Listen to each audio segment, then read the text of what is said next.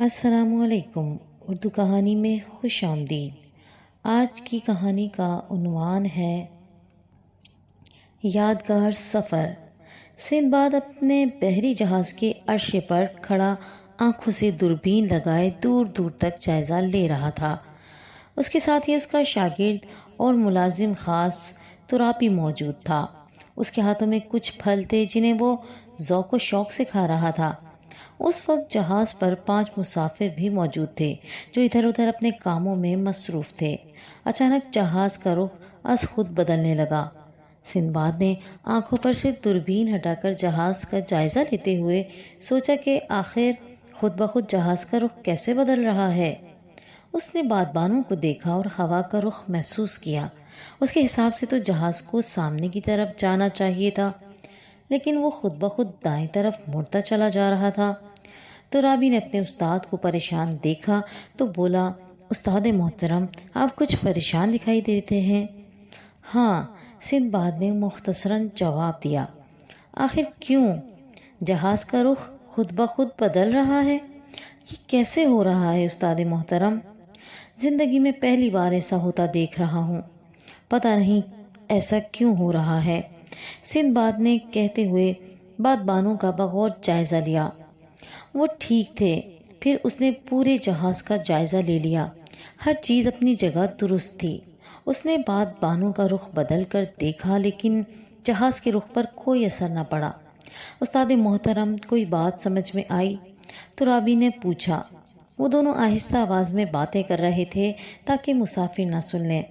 اگر وہ سن لیتے تو پریشان ہو جاتے اور سندباد کو بھی اناڑی سمجھنے لگتے۔ ترابی کے سوال کے جواب میں سندباد نے جواب دیا، نہیں، ابھی تک تو کوئی بات نہیں سمجھ آ رہی۔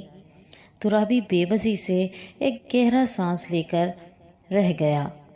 جہاز کی رفتار اب بہت تیز ہو چکی تھی اور سندباد پریشان تھا کہ آخر جہاز کس منزل کی طرف خود بخود چل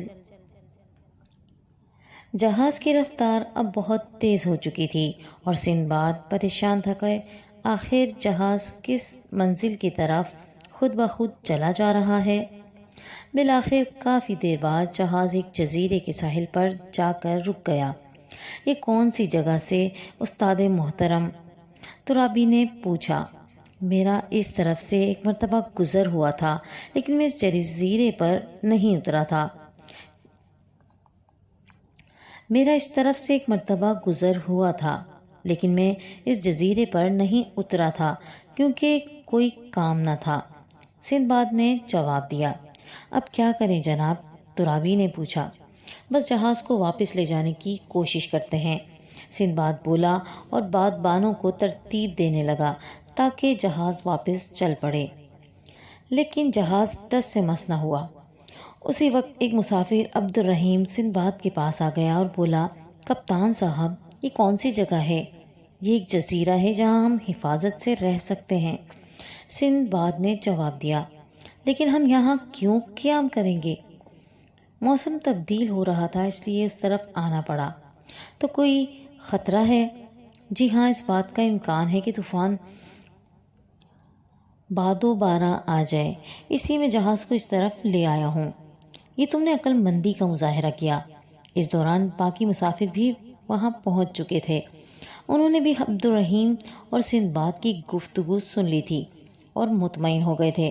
وہ ادھر ادھر چلے گئے تو سندباد ایک بار پھر بادبانوں کا رخ ادھر ادھر کرنے لگا کہ کسی طرح تو جہاز چلے، لیکن جہاز نہ چلا۔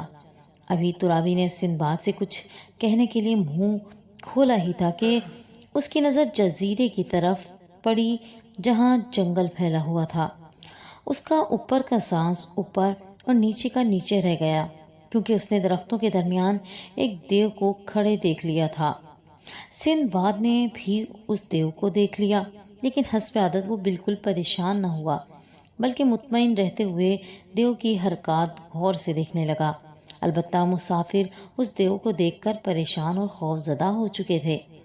دیو خوفناک انداز میں چلتا ہوا ان کے جہاز کے قریب آ گیا اور سندباد کی طرف دیکھ کر خوفناک آواز میں بولا، تم یقیناً حیران تھے کہ آخر تمہارے جہاز کا رخ کیسے بدل گیا۔ ہاں واقعی، سندباد نے جواب دیا۔ ایسا میں نے اپنی پراسرار طاقت سے کیا تھا۔ دیو نے خوفناک انداز میں مسکرا کر کہا۔ کیوں؟ سندباد نے پوچھا۔ اس لیے کہ تمہارا جہاز یہاں آ جائے اور میں تم سب کو کچا کھا سکوں، اس نے جواب دیا۔ سارے مسافر مزید خوف زدہ ہو گئے۔ آخر تم ایسا کیوں چاہتے ہو؟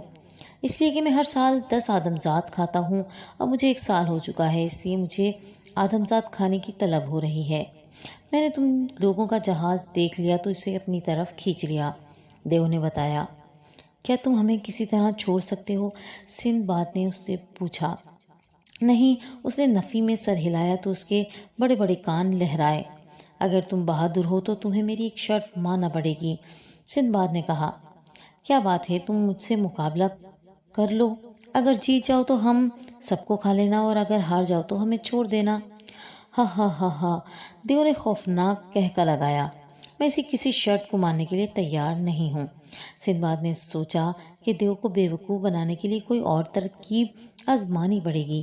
ابھی وہ سوچ ہی رہا تھا کہ جنگل میں سے نکل کر ایک بزرگ وہاں آئے اور سندباد وغیرہ کی طرف دیکھ کر بولے، تم لوگ فکر نہ کرو۔ پھر انہوں نے سندباد کی طرف دیکھا۔ مجھے تمہاری بات پسند آئی، میں بہادروں کی قدر کرتا ہوں۔ میں چاہتا ہوں کہ تم ضرور اس کیوسا دیو سے مقابلہ کرو اور اس کے غرور اور ظلم کی سزا دو۔ آپ کون ہیں محترم بزرگ؟ سندباد نے پوچھا۔